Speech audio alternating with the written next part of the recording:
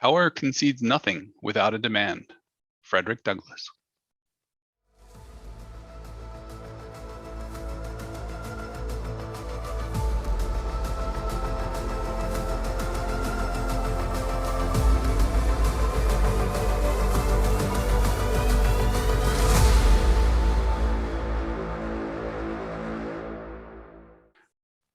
Welcome to Practical Trouble, where we give you the tools to make the world a better place, one concrete action at a time. I'm Lindsay, and I have a broken toe. And I'm Frank, and I surprisingly don't have any significant injuries right now. So, Lindsay, what are we talking about today? We're talking about protests, specifically how to be as safe and effective as possible when joining street protests. Ooh, finally something way more exciting than voting. Well, sort of. There's a lot to cover, so we're going to break this into 3 pieces. First, we're going to look at whether protests work and what impact they actually have. Second, we're going to talk about how you should prepare for one, including what to wear and bring. And third, we're going to go over some things that can happen at protests and what you should do. Sheesh, that's a lot. Okay, so let's ask that first fundamental question. Do protests work? The answer is yes, but probably not in the way you think. The popular image protest goes something like this. Government does something bad, crowds flow into the streets in mass outrage, government sees that the people are angry and either reverses its decision or abandons power completely. Then Vader throws the Emperor down the reactor shaft and the Ewoks dance. While it's an appealing and romantic image, it's not completely accurate, especially that last part. Since we're all about the data here, we looked at various studies about protest effectiveness, and there have been a lot of studies over the years. As always, links are in the description or the comments. And what did those studies find? Well, as a direct tool for getting elected officials or corporations to immediately do something, they're a mixed bag at best. Those institutions have become adept at letting things blow over, often making vague promises in the moment and then quietly walking them back later. So it's extremely important to look at protests as part of a continuing long-term effort, not a things are going to happen overnight tactic. In fact, the data shows that protests have 2 types of long-term impact. The first type is on society and its institutions, and the second type is on the protesters themselves. Really? Really. When researchers looked at the long-term impacts of protests, this is what they found. Protests can raise awareness of an issue. Now, raising awareness is one of those fluffy terms that doesn't sound important, but research by Deva shows that raising awareness of issues that are not yet in the mainstream changes the way we think and talk about those issues. Protests can change public opinion. Sham Mazumdar has published research showing that protests can slowly but definitely change public opinion on an issue, even on big thorny issues, and that it has lasting concrete impact on voting patterns. Protests can change the way institutions behave. While not every protest leads to an immediate change in the law or the way City Hall behaves, researchers have shown that all kinds of institutions have changed their behavior in response to protests. School boards, City Hall, corporations, nonprofits, Congress, even the judiciary are somewhat responsive. And lastly, protests can actually affect elections. In one of the clearest studies published on this topic, Andreas Mattistam and his colleagues produced research showing that Tea Party protests in 2009 clearly drove additional Republican votes. Sham Mazumdar, again, and papers by Daniel Gillian and Sarah Soleil have shown that sustained protests can directly impact elections and even fundamentally reshape voting patterns for years. So while we tend to think of protests in terms of how they impact the institutional behavior that we're protesting, the bigger impact may actually be on the protesters themselves. For many, participating in a protest is the first step from a passive bystander to growing activist. This is sometimes referred to as stepping off the curb. As Zeynep Tefeki wrote in The Atlantic, collective action is a life-changing experience. To be in a sea of people demanding positive social change is empowering and exhilarating. The protests themselves provide an opportunity for protesters to realize they are not alone, that other people are willing to work towards the same goals, and to meet other people and form lifelong relationships. As a part of that, protesters also learn about the much wider world of activism and end up getting plugged into the network of people and organizations working for a change. They can also learn about the history and tactics of civil resistance. And lastly, they give organizers a focus around which to recruit new people and launch additional tactics. So while a protest may not be the quickest way to get something done, it does seem like protests can have serious long-term impact on the participants, the institutions they're targeting, and the society around them. So what makes some protests more effective than others? That's a bit complicated, and the answers are spread through a huge body of research. But there are a few things that definitely matter. Nonviolence.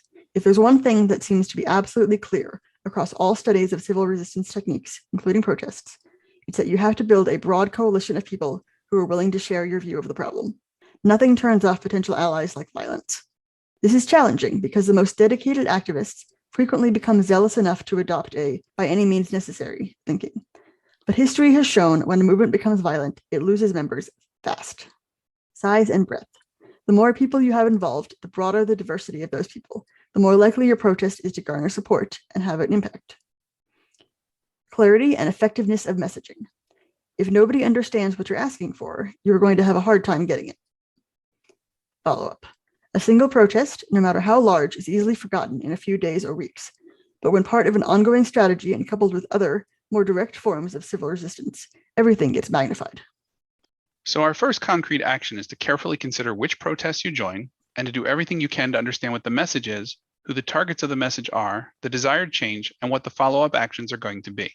We certainly don't want to discourage people from protesting, but we want it to be part of a balanced activism breakfast.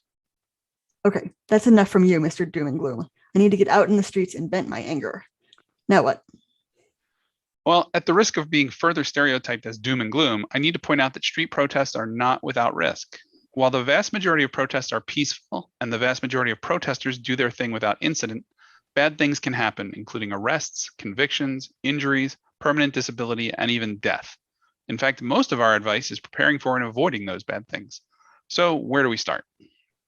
Well, let's start with the basics for any event where you're going to be outdoors and among crowds for a while. Eat a healthy meal and be well hydrated before heading out. Bring and use a non-oil-based sunscreen. Bring snacks. Wear comfortable clothes you don't mind getting dirty, and cover as much skin as practical, such that it won't give you heat stroke or hypothermia if the weather's not cooperative. COVID is still going on, so a mask is appropriate. Bring water, lots of water, more than you think you'll need, especially if it's warm. So far, this could be an episode on how to attend Lollapalooza. Yes, but now it gets serious. Consider bringing wet wipes, both for cleaning and possibly removing pepper spray or other nasties from your skin. Wear shoes that prioritize your ability to run, but if you have steel-toed or composite-toed shoes, they are worthy of consideration. You need to be prepared to encounter law enforcement, violent counter-protesters, or agent provocateurs, vehicles that may run into people, or even just the dangers of an unthinking mob suddenly running in a direction and trampling people. Wow, Lollapalooza turned dark really fast. So that brings up an excellent point. How do I know which protests are just going to be calm affairs where everybody sings songs and plays guitar, and which ones might turn into violent scuffles? There's no magic formula for figuring that out, but start with the people organizing the event. Are they known for a confrontational approach to protesting? The absolute vast majority of protests are peaceful, so most of what we discuss here won't even come up, but we want you to be prepared. If a protest is being advertised as, well, excessively confrontational, you might just want to skip it. Once you're there, the most important thing to do is be aware of what's going on around you and make a graceful exit if things start to look sketchy. Okay, but what if I think it's really important to attend a particular protest, but I'm concerned that it might get violent with tear gas or pepper spray or flying projectiles? There are lots of decent resources out there on additional protective gear you can wear. We'll add them to the post description. In Hong Kong's protests against the mainland Chinese government, protesters wore hard hats, knee pads, and elbow pads to protect against low-speed projectiles and falls, safety goggles, or even gas masks to protect against irritants like pepper spray, heat-resistant gloves to pick up and throw tear gas canisters away, and broad face coverings to protect against facial recognition. You want the kind of goggles that enclose and protect your face when working in a laboratory, not the plastic glasses that you wear in the wood shop. Those won't protect you against irritants like pepper spray. And you definitely don't want something like swim goggles, because if they get hit with a lot of force, all of that kinetic energy is going to go straight to your precious eyeballs with devastating results. If you wear contacts, leave them at home. Pepper spray plus contact lenses is really gross. Some people wear full-face respirators, like you would for painting indoors, or even gas masks. Be aware that the internet is full of gas masks for sale, but there are a lot of subpar products out there, and good ones aren't cheap. They're also not the most comfortable thing to wear for a prolonged period. We don't recommend going full military cosplay and wearing things like visible flak jackets, bulletproof vests, or military gear. When law enforcement is deciding what level of violence might be needed to break up a protest, it's a whole lot better to look like someone who just took advantage of a sale at Home Depot than a serious tactical threat. Along that same thread, protesters have used other everyday items like umbrellas and leaf blowers to protect themselves against and disperse tear gas and pepper spray. Effective countermeasures are good. Things that look like a more dangerous threat are bad. Avoid dangling jewelry, or in fact, any jewelry that you'd prefer not to lose. Avoid any loose clothing that someone can easily grab onto. You may want to remove piercings, especially near your eyes. If one of those gets hit with any force, it could make a bad bruise into a serious injury. Do your best to conceal any identifying marks, like tattoos. Also, if you have any personal defense weapons like pepper spray or a self-defense keychain, leave it at home. If you get arrested, you don't want to be accused of planning violence based on that flimsy evidence. We also need to talk about your cell phone. Your phone is an expensive gadget that could get lost, stolen, or broken in the potential chaos of a crowd. But more importantly, your phone is also a gateway to an absolutely enormous amount of information about you that can be used or misused by law enforcement. Consider either a burner phone or to leave your phone at home entirely. If you must take your phone with you, disable biometric authentication, like your fingerprint or facial recognition, and use a long password. While the police can compel you to unlock your phone with your face or fingerprint, they cannot legally compel you to give them your password. Okay, well, so much for my plan to rack up a bunch of Pokemon Go time while marching through the streets. Focus. We're trying to save democracy here. Also, don't connect to any strange Wi-Fi networks and recognize that law enforcement often uses Stingray devices, which act like local cell phone towers, but enable police to listen in on every call that goes through them. While we're talking about phones, be extremely careful about recording video or live streaming the protest. Live streaming is generally a bad idea, since law enforcement can use those streams for surveillance. You may also accidentally broadcast information that can be used to identify or prosecute other protesters. If you see evidence of police misbehavior and choose to record it, do so, but don't post it online. Get it to your local liberatory legal collective or a respected civil rights attorney. What seems like clear-cut proof of misconduct to you may end up being proof of resisting arrest in the hands of a DA. Also, be aware that if police see you recording, they may choose to single you out for special attention. You may find yourself arrested, so be prepared for that possibility. In advance, find out what legal resources are available to you. The organizers of the protest may be able to help there. If there's an arrest hotline, get that number on your arm in Sharpie. There's no guarantee the police will let you make a call, but if they do, use it to call them. Bring some quarters for jail payphones. Don't carry huge wads of cash. Besides the reality that pickpockets work large crowds, you don't want to take a chance that your money gets lost on the way to the evidence locker. Depending on the protest goals, you may want to bring a single form of ID with you. Generally speaking, ID will help you get through processing much more quickly. If the protest is focused on tactics like overwhelming jail capacity or gumming up the works, and you plan to participate in that element, leave the ID at home. If you plan to bring signs, avoid making them out of anything that could be construed as a weapon. That means avoiding rigid poles like broomsticks or PVC pipe. Lastly, strongly consider bringing a first aid kit, including instant ice packs in case you're hit by a non-lethal round or other projectile. Check to see if there are street medics present at the protest, and find them if you have any kind of serious injury. At the vast majority of protests, dehydration, sunburn, and heat illness are your biggest risks, so take care of yourself and don't give the medics extra work. Also, try not to protest alone. Bring friends or make some at the protest as soon as you can.